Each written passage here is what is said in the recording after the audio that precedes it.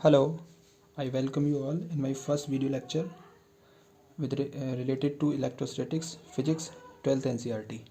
आज हम पढ़ने वाले हैं विद्युत आवेश, आवेश का क्वांटीकरण, कूलाम का नियम और बहुल आवेशों के बीच बल। तो अभी हम स्टार्ट करते हैं आवेश से। आवेश क्या है कि किसी भी पदार्थ का वह गुण जिसके कारण उसमें विद्युत एवं चुंबकीय प्रभाव उत्पन्न एवं महसूस किए जा सकते हैं। मतलब उस जो भी वस्तु आवेशित है वो दूसरी वस्तु पे या तो विद्युत प्रभाव या चुंबकीय प्रभाव अगर दर्शाती है तो वह वस्तु आवेशित होगी। किसी आवेशित पदार्थ किसी दूसरे आवेशित पदार्थ को आकर्षित या प्रतिकर्षित कर सकता है। अर्थात यदि कोई आवेशित वस्तु है वो किसी दूसरे आवेशित वस्तु को आकर्षित या प्रतिकर्षित कर सकती है, जिसके बल का निर्धारण हम कूलाम के नियम द्वारा करते हैं। किसी वस्तु पर आवेशन उसमें इलेक्ट्रॉनों की कमी या अधिकता के कारण होता है। आवेश को डिफाइन करने के लिए एक सबसे छोटी आवेश की जो इकाई होती है उसे इलेक्ट्रॉन बोलते हैं। इलेक्ट्रॉन जिस पर आवेश के चार्ज की वैल्यू 1.6 मल्टीप्लाई 10⁻⁻19 कूलाम होती है। और किसी भी वस्तु पर आवेश का होना उसमें उपस्थित इलेक्ट्रॉनों की संख्या को दर्शाता है।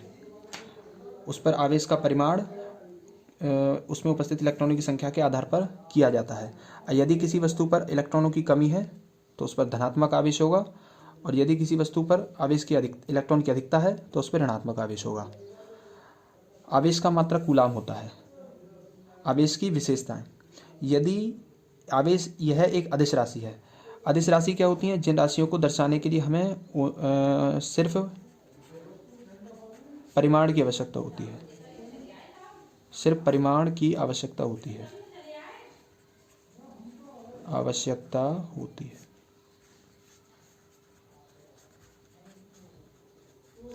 और सदिश राशियों में परिमाण तथा दिशा दोनों की आवश्यकता होती है। तो आवेश को दर्शाने के लिए सिर्फ हमें उसके परिमाण की आवश्यकता है, जो कि +4 कूलाम, +5 कूलाम, -6 कूलाम, और भी बहुत कुछ हो सकता है।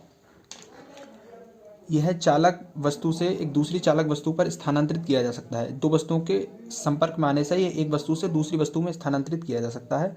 आवेश हमेशा द्रव्यमान के संबद्ध होता है, अर्थात किसी भी ऐसी वस्तु जिसमें कुछ द्रव्यमान है वह आवेश को स्टोर कर सकती है, वैसा आवेश को अपने पास रख सकती है। पर यह बिना द्रव्यमान, मतलब बिना किसी ऐसी वस्तु जिसमें कोई द्रव्यमान नहीं है उसके साथ आवेश स्टोर नहीं हो सकता। विपरीत प्रकार के आवेश एक दूसरे को आकर्षित करते हैं, समान प्रकार के आवेश एक दूसरे को प्रतिकर्षित करते हैं।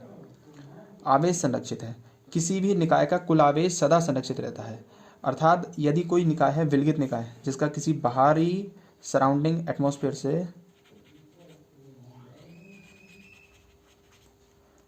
से कोई कनेक्शन नहीं है, तो इसके अंदर जितना भी आवेश है ये हमेशा कांस्टेंट रहेगा। जिस प्रकार हम अभिक्रियाओं में, रासायनिक अभिक्रियाओं में जब आवेश का परिवर्तन होता है तो कोई भी रासायनिक अभिक्रिया, केमिकल रिएक्शन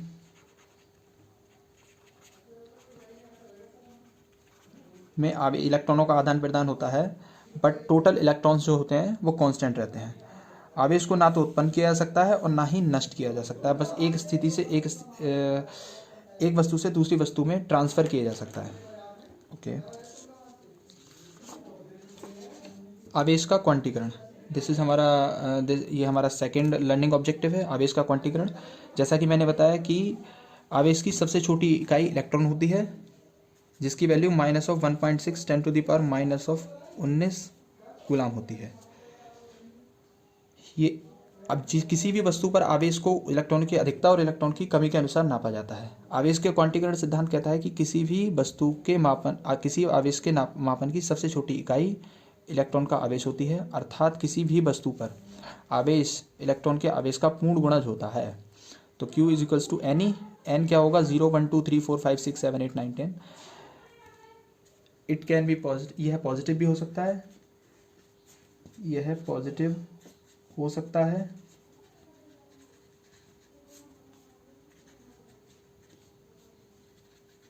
नेगेटिव भी हो सकता है।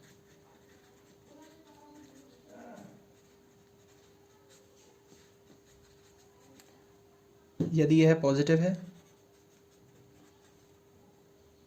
तब आवेश ऋणात्मक होगा तब आवेश नेगेटिव होगा। यदि n नेगेटिव है तब Q पॉजिटिव होगा, क्योंकि नेगेटिव मतलब इलेक्ट्रॉन की कमी।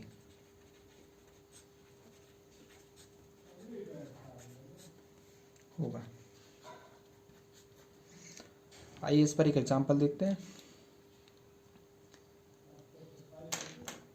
यदि किसी वस्तु पर 100 इलेक्ट्रॉनों की अधिकता है तो उस पर आवेश की गणना कीजिए। अधिकता है तो n क्या होगा, प्लस 1000, देन आवेश is equals to Q is equals to NE से हम निकालेंगे। n की value 1000, 1.6 10 to the power minus of 19 गुलाम, 1.6 10 to the power minus of 16 coulomb. Negative आवेश, चूंकि इलेक्ट्रॉनों की अधिकता है तो ये नेगेटिव आवेश होगा, ऋणात्मक आवेश।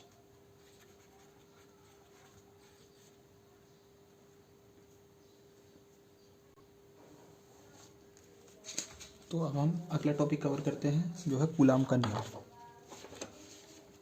किन्हीं दो बिंदु आवेशों के बीच आकर्षण या प्रतिकर्षण बल इन आवेशों के परिमाण के गुणनफल के समानुपाती तथा उनके बीच की दूरी के वर्ग के व्युत्क्रमानुपाती होता है। अर्थात अगर कोई दो बिंदु आवेश Q1 और Q2 इस तरह रखें कि उनके बीच की दूरी r है, तो उनके बीच लगने वाला जो आकर्षण या प्रतिकर्षण बल है, अगर इन दोनों आवेशों का चिन्ह विपरीत होगा, मान लीजिए धनात्मक है और ये भी धनात्मक है, तो इनके बीच में बल लगेगा वो होगा प्रतिकर्षण। और ये नेगेटिव है, ये भी नेगेटिव है, तब भी प्रतिकर्षण। ये पॉजिटिव है, ये नेगेटिव है, तब आकर्षण। और ये नेगेटिव है, ये पॉजिटिव है, तब भी आकर्षण। अर्थात समान प्रकृति के आवेशों के बीच प्रतिकर्षण और बाकी सभी आवेशों के बीच आकर्षण लगता है। F अनुक्रमानुपाती Q1 Q2, F अनुक्रमानुपाती 1/r², F अनुक्रमानुपाती Q1 Q2 r², F बराबर Q1 Q2 r² और अनुक्रमानुपाती के निशान हटाने के बाद K ले लिया।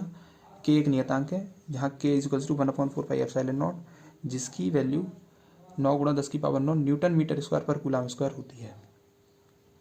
आइए इस पर बेस्ड एक एग्जाम्पल देख लेते हैं। Q1 की वैल्यू +4 कूलाम, Q2 की वैल्यू +5 कूलाम। इनके बीच लगने वाला बल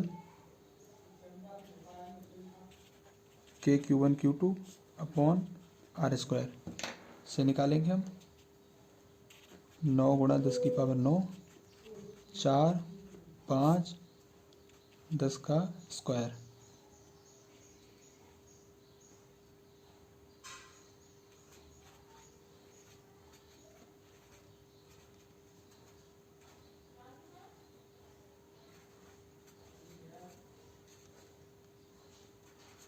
इतने न्यूटन।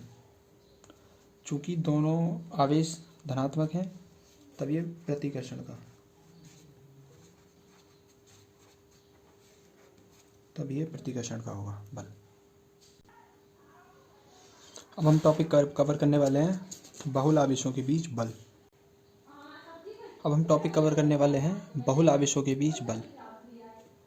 इसमें क्या है कि बहुत सारे आवेश किसी एक परिवेश में रखे हों तो उन सभी आवेशों के कारण किसी एक आवेश पर लगने वाले बल की कैलकुलेशन कैसे करें, उसके लिए ये मेथड दिया जाता है।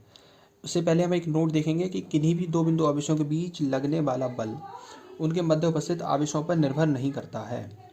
अर्थात अगर मैं कहूँ कि Q1 और Q2 के बीच लगने वाला बल जो होगा वो इन दोनों के परिमाण पर निर्भर नहीं करेगा। ये चाहे बिल्कुल इसके समीप रखे हों, चाहे इससे कितनी भी दूर रखे हों। मतलब हमें Q1 आवेश पर अगर बल निकालना है बाकी सभी आवेशों के कारण, तो हमें अलग अलग सभी आवेशों के कारण बल निकालना होगा। तो Q1 आवेश पर वैद्युत बल Q1 पर Q2 के कारण वैद्युत बल प्लस Q1 पर Q4 के कारण वैद्युत बल प्लस Q1 पर Q3 के कारण वैद्युत बल। Q1 पर Q2 के कारण मैं लिख देता हूँ F12 वेक्टर 1 सेकेंड,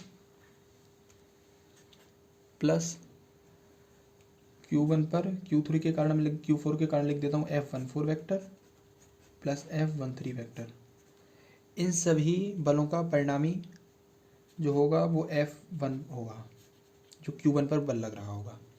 तो उसके लिए अगर हम इसकी वैल्यू लिखें तो K Q1 Q2 divided by R12 का square plus K Q1 Q4 divided by R14 का square plus K Q1 Q3 divided by R13 का स्क्वायर, ये हमारा F1 आ जाएगा।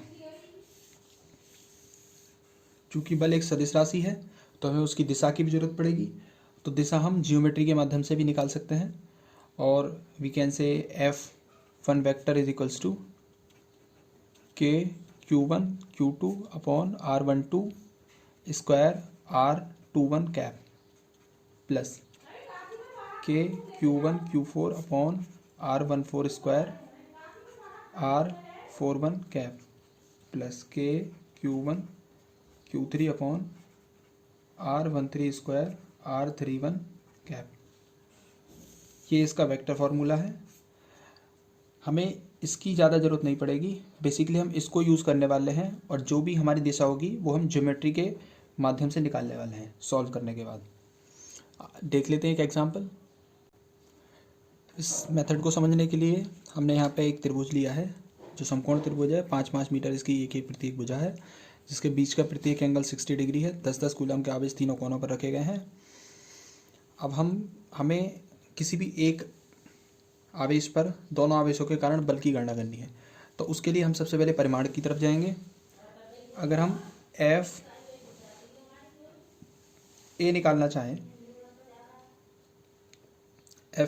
चाहें तो वो हमारा किसके बराबर होगा? F A वेक्टर निकालना चाहें तो F A B vector plus F B C vector. Okay, अब हम कैलकुलेशन करेंगे सबसे पहले बल की।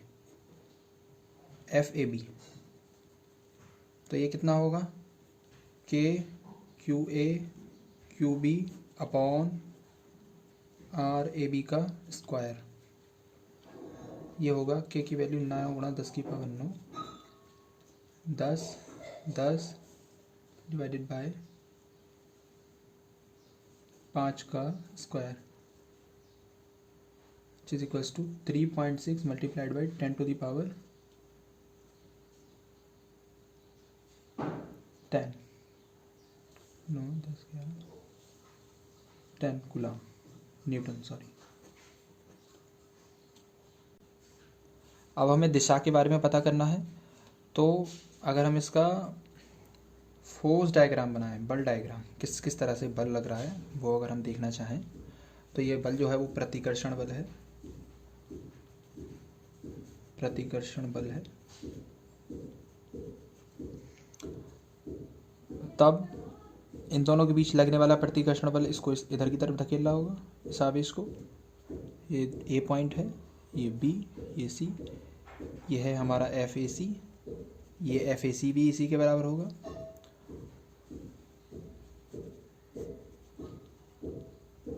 FBC भी, FAC इधर भी लग रहा होगा। इसी तरह से FBC,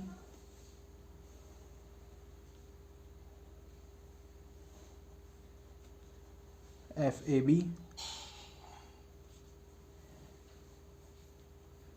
FAB। क्योंकि इनके बीच का एंगल 60 डिग्री है, ये भी 60 डिग्री होगा। तो एक्चुअली हम इस फिगर को बड़ा करके देखने वाले हैं। ये पॉइंट, इधर एक फोर्स लग रहा है 3.6 multiply 10 to the power 10 newton. एक फोर्स इधर लग रहा है 3.6 multiply 10 to the power 10 newton. इनके बीच का एंगल 60 डिग्री। अब हमें ए पर परिणामी फोर्स की गणना करनी है। ए पर परिणामी फोर्स की जब हम गणना करेंगे तो उसके लिए हमें एक सिंपल सा तरीका है, हमें दो परपेंडिकुलर लाइंस खींचनी है। दो परपेंडिकुलर लाइंस खींचनी है, एक इस तरह से और एक इस तरह से। इन लाइन की तरफ हमें इन दोनों बलों के घटक तोड़ने हैं। इस लाइन के अलोंग हमें इन दोनों बलों के घटक लेने हैं। ये 30 डिग्री, तो इसका ये घटक हो जाएगा 3.6 multiply 10⁻10 sign 30,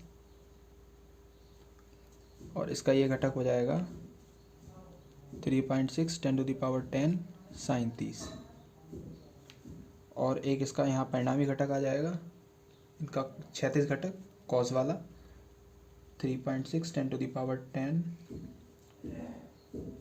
cos 30 plus 3.6 10⁻10 cos 30। Okay, अब हम चूँकि ये दोनों विपरीत दिशा में हैं तो एक दूसरे को कैंसिल आउट कर देंगे। ये एक दूसरे को कैंसिल आउट कर देंगे, हमारे पास ये बचेगा।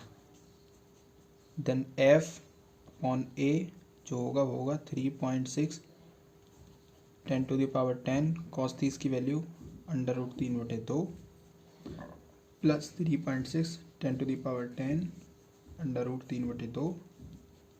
FA जो हो जाएगा 3.6 √3 10⁻10 न्यूटन।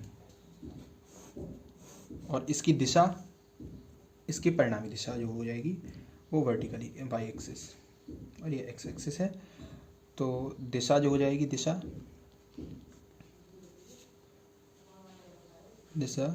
y अक्ष के अनुरूप।